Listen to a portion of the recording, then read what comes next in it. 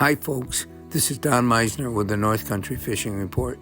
You know, one of the things we've always said that we have here is so many fish.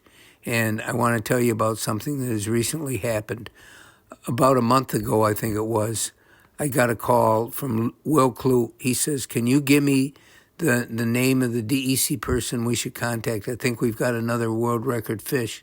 One of the people that he was guiding, they were fishing for walleyes, and I believe it must have been where the Racket River empties into the St. Lawrence, because the Racket River has a tremendous number of fall fish. Now, fall fish are essentially a form of minnow that apparently can grow really big, because a new state record was set that day by Will's client. That fall fish was 4 pounds, 2 ounces. That's a huge minnow. Think about it. You know, that when I'm talking about minnow, I mean like we call them shiners or chubs that you catch in most of these streams.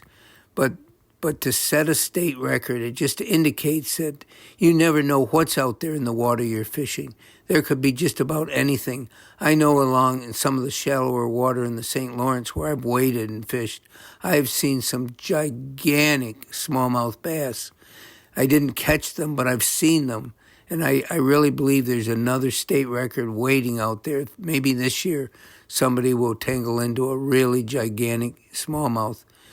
There's also huge largemouth in our waters. There really are. I don't think I'm not saying there's a state record, but I know that there's some really giant largemouth bass in our waterway. Anyway, when your area now is setting new state records, that really draws a lot of attention to what the water resources we have here. And I think we're really lucky to have them. And I got to tell you, I've gone out so many times in the Racket River fishing for smallmouth bass, only to be rewarded by that great strike and then to catch a fall fish.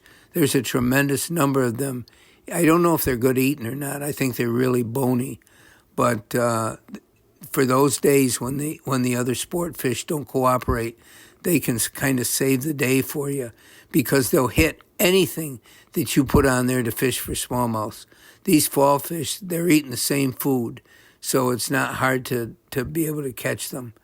Something to think about. Anyway, until next time, folks, this is Don Meissner with the North Country Fishing Report.